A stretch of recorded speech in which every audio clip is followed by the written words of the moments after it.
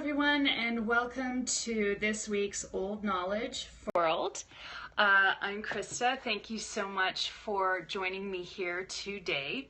And we're going to get right into it. And actually, this is going to be less, well, yes, no, it is answering questions, a question, kind of a big question that I get a lot today. But it's actually kind of going to be more of a mini sort of straight up lesson on psychic protection and psychic attack. One of the most popular questions I get for crystals is, what crystals can I use to protect myself, energetically from, negative people in my workplace, or, someone who's, bullying me, or, someone, my roommate's boyfriend comes in and just treats me like crap every time I'm here. And so I want to talk about this because it's, we hear a lot about ways to protect ourselves energetically, but we don't necessarily have a full understanding of what that means, how that works, and what's actually going on. And so I want to give it a really quick, straight up breakdown today. So, what a lot of people say when it comes to psychic protection and psychic attack and psychic bullying and everything else is that no one can harm you unless you've given them permission. No one can psychically attack you unless you've given them permission, or no one can invade your psyche or your dreams or whatever unless you've given them permission. And that is in fact the truth. It is, in fact, the truth, okay? That's a universal law. It's the law of free will. Now, here's the stumbling block, right? And this was the stumbling block for me. Well, how am I giving them permission? It's definitely not right in front of me consciously giving this person permission to, psychically attack me, or giving this entity permission to, attach itself to me, or whatever it is. So it's like, how exactly am I giving them permission? And then how do I stop giving them permission so that I stop this presence, this energy, this curse, this whatever, from affecting me? If it's within my power, then I should be able to do that. And I think this is where a lot of information and awareness and education that could be out there kind of falls through. It's kind of like that thing where, if you have a problem with it, if you have a problem, let's say, and someone in the spiritual community or whatever says, well, meditate on it. Okay, does that necessarily help me? Like, meditate on it? How? Meditate on it where? Is that just a cop-out? When in fact, yes, that's very good advice, but it's all in how you work it, and it's part of it is in your understanding. So, an invitation, right? So in terms of psychic attack, okay, when it comes to psychic energy that's affecting you, your psyche, whatever else, okay, there's a back door. There's a way in. And this is how another person's energy, or, a spirit's energy or whatever, can impact you in a negative way. It has found a way in. And I had a shaman who had shared with me a long time ago that when I was training in spirit release and energy clearing and whatever, that, entities and spirits, okay, find their in. They find their way to attach to us through our shadows, okay, our shadow selves. So in real world, everyday language, what I realized is that, if someone's psychically, bullying me, intimidating me, psychically attacking me, whatever it is, that person has found an in. That person or that energy has found a back door, okay, into my psyche, into my energy. And that back door is my insecurity. And your back door are your insecurities. And this is why some people can trigger you, but they don't trigger other people. Or this is why you can find someone intimidating, or someone's bullying you, but they're not necessarily bullying other people, because those other people don't have your specific wounds. They don't have your specific insecurities. And as a result, that person, that energy, that whatever, doesn't have a way in, okay, with those people, but it does with you. Now, does that make you flawed? No, not at all. That makes you a human being, okay? And the absolute reverse is true. You know, whatever might be triggering other people, upsetting other people, someone who's bullying other people, attacking other people, whatever, but not you, okay? They may have wounding or insecurities that you don't. And so the thing is, when you're experiencing psychic attack, psychic bullying, and if you're curious about what psychic bullying is, okay, go to my website. There's a link in my profile right here. I have a blog post on how to see and stop a psychic bully. Okay, that explains that better. But if you're experiencing that, okay, don't go into fear. And I know that's usually our first response. Fear, shame, upset, okay, victim mentality, whatever. Start training yourself not to go there, and stop and really look at it and be like, okay, what insecurity, all right, is this triggering for me? Or what insecurity is this hitting? Because that's the back door. That's how this energy is affecting me. That's how this person is affecting my psyche. Once you find the back door, then you can start to look at, okay, well, how can I resolve that? How can I shift that? How can I strengthen, okay, stronger qualities around that insecurity, okay, if all else fails, to lift it up and help to resolve it.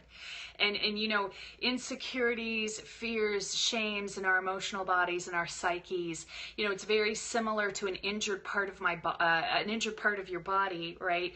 Torn tendon, whatever it might be, okay, broken bone, where you get the advice from your physiotherapist, okay, you need to build up the other muscles around this to strengthen that, okay?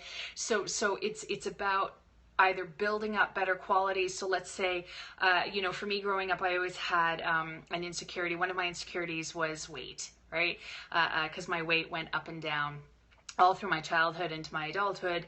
And so, you know, if people said things, you know, about size or whatever, or picked on me, you know, because of how I was shaped, okay, it really affected me because I had that wounding. I had that insecurity, right? And so I had to work on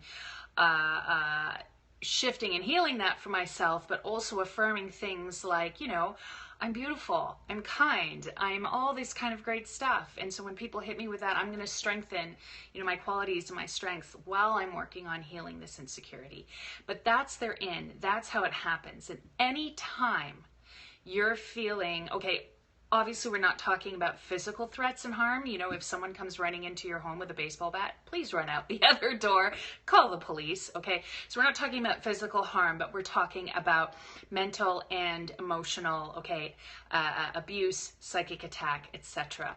As I said, when you find that this is starting to plague you, you need to look at what that in is. You need to look at that insecurity.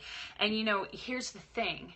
Oh, and by the way, a crystal combination and a way of doing that, okay, of course you can work with a therapist, you can work with a coach, you can talk with a trusted mentor, okay, or family member. A couple of crystals that you can use to work through that, okay, are sodalite, which really helps you to see into yourself, okay, get to know yourself, understand yourself. It bolsters self-awareness. And then also mangano calcite, which is a beautiful, soft, pink, opaque calcite that's very loving, that's very accepting, that's very nurturing. Because when we're healing these parts of ourselves, I mean, they're very vulnerable. You know, that's why they're easy targets. That's why they hurt us and affect us to the extent that we do. So we need to bring really soft, loving, gentle acceptance and awareness to that work when we're working on it. But once you are aware of that and aware of the insecurity and you shift it, that person can't affect you anymore. You don't need a crystal. You don't need a prayer, okay? You don't need to visualize white light, right, or violet light. Once you have closed and locked that back door, they can't get in through it anymore, okay? It doesn't mean, of course, that they can't ferret out other ones, so they're really trying, Okay, but once you close, you know, and if it's even possible, because it may not even be possible, you know, especially when it comes to bullies, they're usually one card trick, right, kind of people. But once you've closed and locked that back door, they can't get in, and you don't need any kind of protection. Why? Because you're not giving permission anymore. All right. So that's the A plus B plus C to psychic protection. Once you figure out where you're giving the permission and how, you can shift that and change that so you can close and lock that black door. Or that back door, Freudian slip perhaps. But anyway, the final thing that I want to say is, you know, if you're doing that work and in the meantime you still feel that you need extra protection, I always recommend what I call the psychic shield, and I write about that in my book. Right? And I also I just did a crystal pop-up sale, and I think there might still be one of these combinations left on my pop-up store on my website, the Psychic Shield combination. And that is a combination of black tourmaline, okay, for repelling dark energy and for protection. Fluorite, okay, so black tourmaline helps to protect the aura, okay, it's almost like it puts an electrified field around the aura. Fluorite helps to cloak it, all right, so it's much more difficult for things to actually find their target, okay, and you know, kind of like camouflage. All right, fluorite. Labradorite helps to shield the heart chakra, and that's, you know, especially if, again, this is stuff that's triggering your insecurities, your fear, your emotional body. You really want that armor, okay, over your heart chakra, okay, that shield. And then blue kyanite, which is really great actually for mental body stuff. Okay, so again, coming into your psyche through thoughts, worries, anxiety, okay, etc. It helps to block that.